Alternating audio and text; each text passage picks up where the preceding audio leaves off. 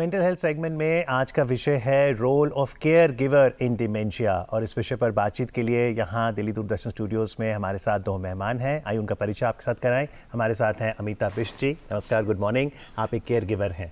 Thank you. और हमारे साथ है डॉक्टर वैभव पाटिल। आप हैं assistant professor department of psychiatry, AIIMS. आपका भी बहुत बहुत स्वागत है हमारे कार्यक्रम में। नमस्कार डॉक्टर साहब। अमिता जी, आपसे शुरू करेंगे।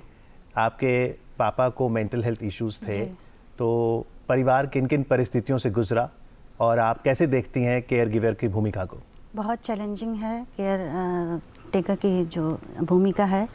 पेशेंट तो गुजरता ही है अपनी परेशानियों से, बट जो साथ में उनके फैमिली मेम्बर्स होते हैं उनको काफ़ी उनकी लाइफ चेंज हो जाती है।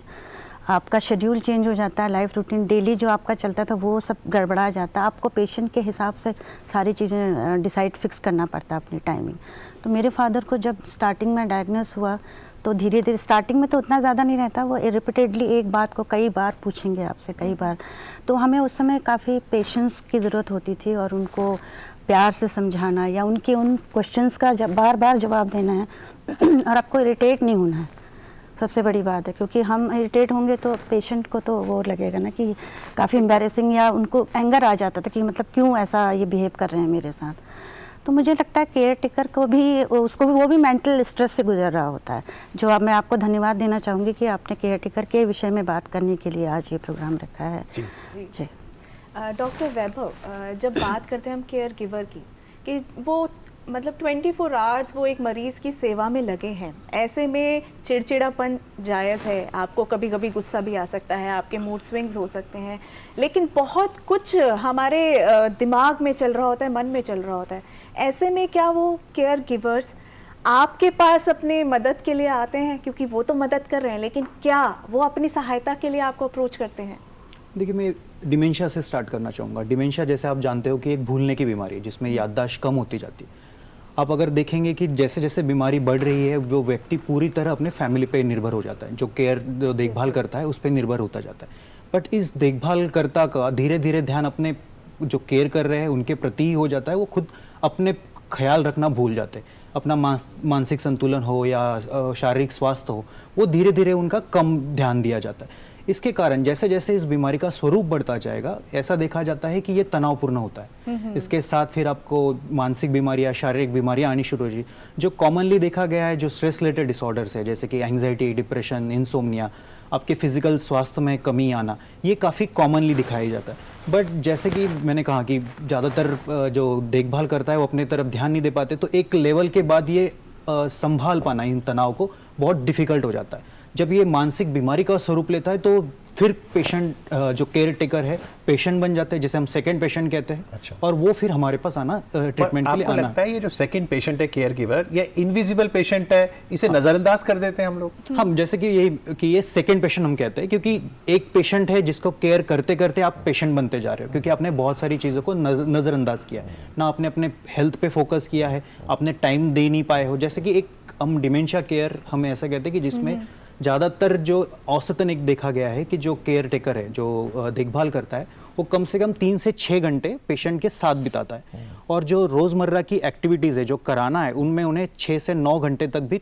टाइम देना पड़ता है। तो अगर आप देखें कि एक दिन में जो जितना टाइम बचता है, जिसमें आपकी बहुत सारी रिस्पॉन्सिबिलिटी, बच्चों का ख्याल रखना है, आपको जॉब करना है, आपके फाइनेंशियल रिस्पॉन्सिबिलिटी, सोशल रिस्पॉन्स, इनको संभालते हुए ये करना है, तो धीरे धीरे ये काफ़ी एक तनावपूर्ण वाला माहौल बन जाता है। तो आपने अडेप्ट कैसे किया फिर अमिता जी?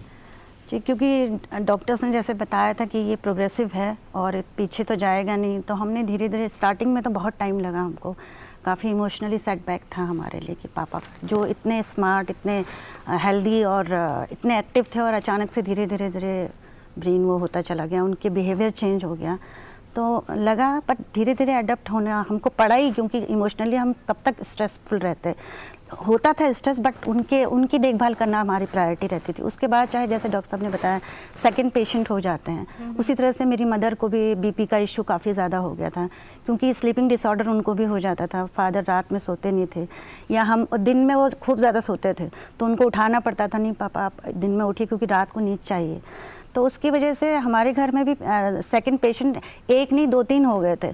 मैं भी इनफैक्ट उसकी एक विक्टिम हूँ जो तो फिर आपने कभी सोचा कि मैं भी साइकोलॉजिस्ट या साइकियाट्रिस्ट के पास जाऊं? एग्जैक्टली और इनफैक्ट मैं गई भी, और स्लीपिंग डिसऑर्डर मुझे भी हो गया था, नींद नहीं आती थी, लगता था कब तक चलेगा ये, क्योंकि एक पर्सनालिटी जो इतनी होती है और एकदम से डिग्रेड हो गई और प्रोग्रेसिव है, हम हेल्पलेस हैं, कुछ कर नहीं सकते हैं, तो इस चीज़ में इंसान ज़्यादा वो हो जाता है। डॉक्टर वैभव, एक रिपोर्ट के अनुसार ये सामने आया है कि 70% जो केयर गिवर्स होते हैं, खास करके डिमेंशिया के पेशेंट्स के, वो महिलाएं होती हैं। अब महिलाओं के ऊपर वैसे ही जिम्मेदारी है परिवार की कि घर भी देखना है, अगर वो जॉब कर रही हैं तो वो भी करना है, अब साथ में एक और जिम्मेदारी है, ऐसे में जाहिर सी बात है वो सब होगा। तो किस तरीके से वो अपने आप को मेंटली हेल्थी रखें, क्या कुछ वो होनी चाहिए हमारे पास अपनी एक पर्सनल एड? इसके लिए इम्पोर्टेंट ये होगा कि आप डिमेंशिया के बारे में जानें। बहुत सारे फैमिली मेम्बर्स ऐसे हैं जिनको ये पता ही नहीं होता कि ये नॉर्मल एजिंग क्या है और ये डिमेंशिया क्या है, तो वो व्यवहार एक्सेप्ट नहीं कर पाते। तो आपको ये भी पता होना चाहिए कि ये जो बीमारी हो उसका प्रोग्रेशन कैसे होने वाला है, क्या लक्षण धीरे धीरे बढ़ते जाने वाले, ताकि आपके एक्सपेक्टेशन कम कर पाए। क्योंकि बहुत सारे जो केयर टेकर है वो ये नहीं समझ पाते ये नॉर्मल व्यवहार है या बीमारी से है, कुछ इससे भी तनाव काफी बनता जाता है। तो आपको पहले आपकी अवेयरनेस बढ़ानी होगी। दूसरा है आपको एक अपनी हेल्थ पे भी फोकस करना है। आप जब स्वस्थ हो तो ही आप अपने जो पेशेंट है उसका ख्याल रख पाओगे। तो आपके शारीरिक और मानसिक स्वास्थ्य के लिए जो चीज़ें ज़रूरी है, जैसे हम नॉर्मल कहते हैं कि योगा, प्राणायाम, मेडिटेशन है, माइंडफुलनेस है, अपनी हॉबीज़ पे फोकस करना, थोड़ा अपने लिए समय निकालना। आपकी सपोर्ट सिस्टम कैसी है, क्या आप अपने सपोर्ट सिस्टम को इसमें इन्वॉल्व कर रहे हो, आपके दोस्त है, परिजन है, आपके पड़ोस में जो रहते हैं, क्या आप इनसे मदद मांग रहे हो। कई बार ऐसा होता है कि आपको लगता है कि हम कैसे, आप हिचकिचाते हो, बट बहुत सारे लोग रेडी है आपको हेल्प करने के लिए। जो अल्टरनेटिव सर्विसेज, जैसे कि आप डे केयर का यूज कर पा रहे हो, क्या आप रिस्पाइट केयर सेंटर से उनका यूज कर पा रहे हो, क्या नर्सिंग केयर की आपने सहायता ली है। जब ये चीजें करते करते कई बार ऐसे भी हो सकता है कि आप बहुत सारी परिस्थितियों को एक साथ हैंडल कर रहे हो, तो इससे भी स्ट्रेस बनता है। क्या आपने उस समय स्ट्रेस रिडक्शन के लिए किसी काउंसलर से बात की है, क्या आपने साइकियाट्रिस्ट से बात की है। ये चीजें काफी इंपॉर्टेंट रोल प्ले करती हैं। अल्जाइमर्स भी क्या डिमेंशिया के अंतर्गत ही आता है? अल्जाइमर्स एक डिमेंशिया का पार्ट है। तो अमिता जी, आपके पापा को अल्जाइमर्स था जी। तो आपने अपनी अवेयरनेस कैसे बढ़ाई और उनका प्रोग्रेशन कैसे देखा फिर आपने उसमें? स्टार्टिंग में तो हमने पेपर में पढ़ा, एक्चुअली आज से 12-14 साल पहले की बात बता रही हूँ। उस समय तो कुछ जानते ही नहीं थे लोग इसके बारे में ज़्यादा, तो कहाँ वो एकदम एक्टिव, काफ़ी शार्प थे। पापा आर्टिकल्स वगैरह भी लिखते थे पेपर में, और एकदम से सारी चीज़ें भूलना, डे टू डे की चीज़ें भूलना। पेपर में एक दिन पढ़ा तो हमें लगा कि कुछ लक्षण इनके मिल रहे हैं।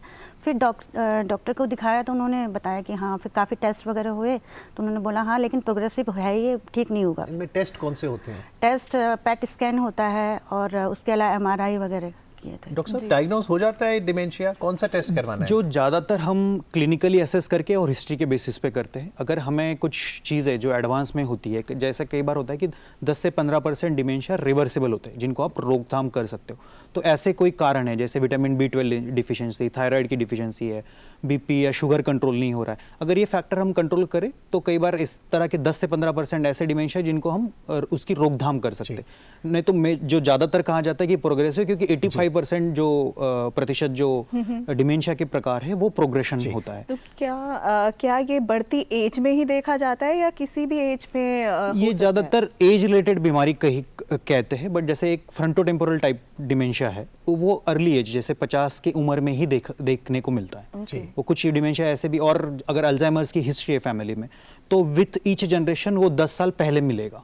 अगर किसी के पेरेंट्स को 65-70s में हुआ है तो बच्चों में ये 55-50 में भी देखने को मिलता है। तो डॉक्टर साहब, जैसे आज हमारा टॉपिक है role of care giver in dementia, और मेंटल हेल्थ तो कई चीज़ें होती हैं, एंग्जाइटी डिसऑर्डर भी हो सकता है, पर्सनैलिटी डिसऑर्डर।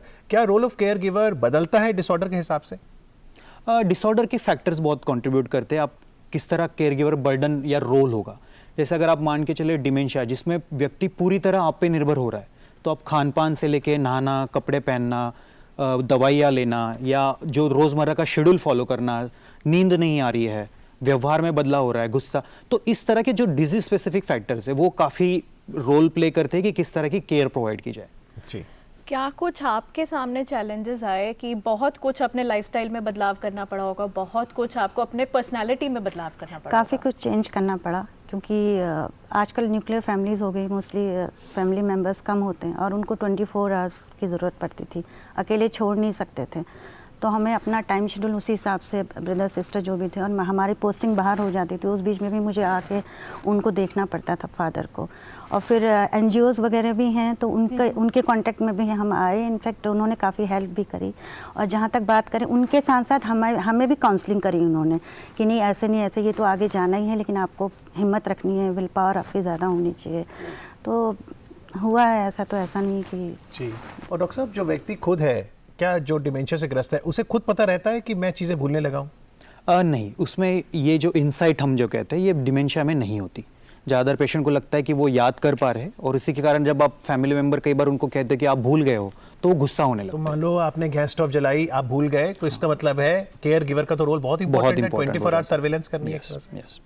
पर ये सेवा करने के लिए अपने पिताजी की आपका बहुत बहुत आभार। I am sure that he is no more with you, Yeah. But wherever he is, he must be blessing you to have a proud daughter in the family like you. Thank you very much Amita ji for sharing your story, and thank you Dr. Vaibhav sir for sharing कि role क्या रहता है care giver का। Thank you. Thank you so much.